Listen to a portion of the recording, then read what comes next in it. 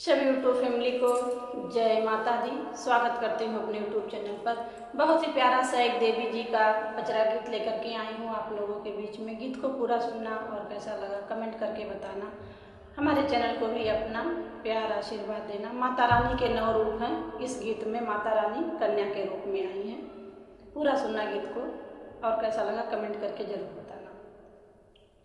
ऊंचे हो पहाड़वा से निकली दुर्गा मैया हो कि रूपवा बदलना हो कि रूपवा बदलना माई मोरी भइली लाड़ी कवा हो कि रूपवा बदलना मारी मोरी भइली बेटियावा हो कि रूपवा बदलना।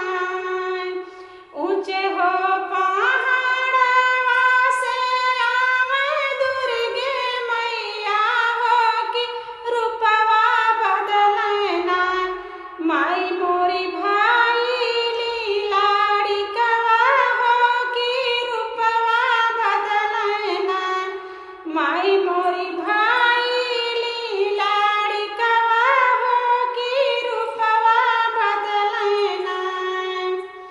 रूपवा बदली गइली सेवका दुअरवा हो कटोरवा लिहलेना माई मोरी खेलाए धुरिया मटिया हो कटोरवा लहिकेना माई मोरी खेलाए धुरिया मटिया हो कटोरवा लहिकेना।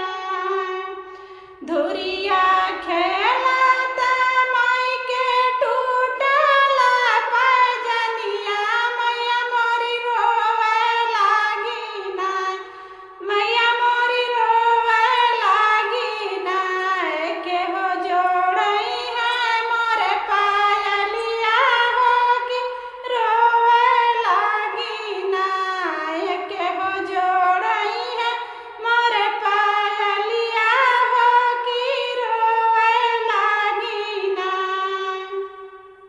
घर में से निकाली है उनकरी हो सेवकवा हो कि काहे मैया ना हो कि काहे मैया ना बैठी रोवौ धुरिया मटिया हो कि काहे मैया ना बैठी